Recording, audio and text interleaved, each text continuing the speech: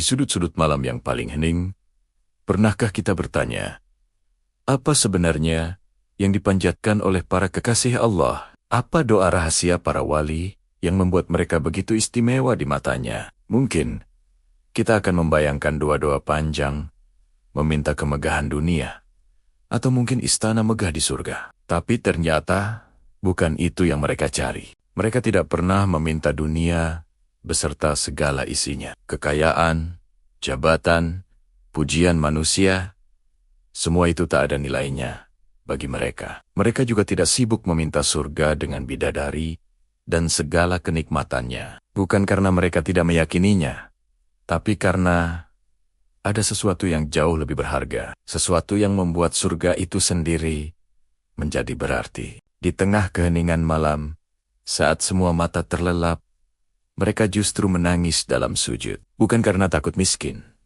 bukan karena takut sakit, atau kehilangan dunia. Ada satu ketakutan terbesar yang menghantui jiwa mereka. Satu-satunya hal yang sanggup membuat hati mereka bergetar hebat. Ketakutan itu adalah ditinggalkan oleh Allah. Bagi mereka, musibah terbesar bukanlah kemiskinan atau penyakit. Musibah sejati adalah ketika hati terasa jauh darinya, ketika ibadah terasa hampa, ketika zikir tak lagi menggetarkan jiwa, dan ketika doa terasa seperti bisikan kosong di ruang hampa. Itulah neraka. Sebelum neraka, mereka rela kehilangan segalanya. Biarlah seluruh dunia ini hancur berkeping-keping. Asalkan Allah tetap dekat. Asalkan sintonia senantiasa memeluk jiwa mereka. Mereka memohon, "Ya Allah, jangan biarkan kami sibuk dengan selain Engkau. Jangan palingkan wajah-Mu dari kami."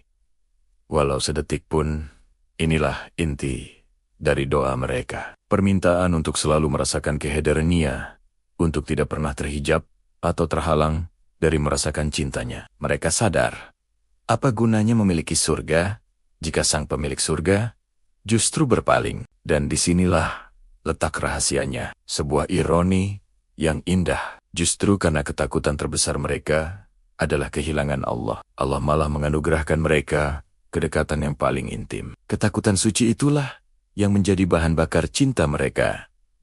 Semakin mereka takut jauh, semakin erat Allah memeluk mereka. Semakin mereka merasa tak pantas, semakin Allah mengangkat derajat mereka. Mereka tidak meminta balasan. Cinta mereka murni, seperti seorang anak yang hanya ingin berada di dekat ibunya. Bukan karena ingin mainan atau makanan, tapi karena dekapan ibunya adalah satu-satunya surga yang ia kenal. Begitulah para wali dengan Tuhan mereka. Mereka tidak berdagang amal untuk surga. Mereka hanya ingin mencintai dan dicintai olehnya. Kedekatan dengan Allah itu bukanlah sesuatu yang selalu bisa didengar dengan telinga atau dilihat dengan mata. Ia adalah sebuah rasa damai yang meresap ke dalam jiwa saat dunia terasa begitu bising. Rasa cukup saat semua orang merasa kurang. Rasa aman di tengah badai kehidupan. Kedekatan itu adalah saat kita bisa tersenyum menghadapi ujian, karena kita tahu Dia sedang bersama kita. Pelajaran dari doa rahasia para wali ini sungguh mendalam. Mungkin selama ini kita terlalu sibuk dengan permintaan duniawi kita. Kita sibuk meminta agar masalah selesai, agar rezeki lancar, agar keinginan tercapai. Kita lupa meminta hal yang paling esensial. Meminta agar Allah tidak pernah meninggalkan kita. Coba kita renungkan sejenak. Di antara semua doa yang kita panjatkan, pernahkah kita secara khusus memohon, "Ya Allah, jangan biarkan hatiku jauh darimu"? Pernahkah kita menangis bukan karena masalah dunia, tapi karena takut kehilangan cintanya?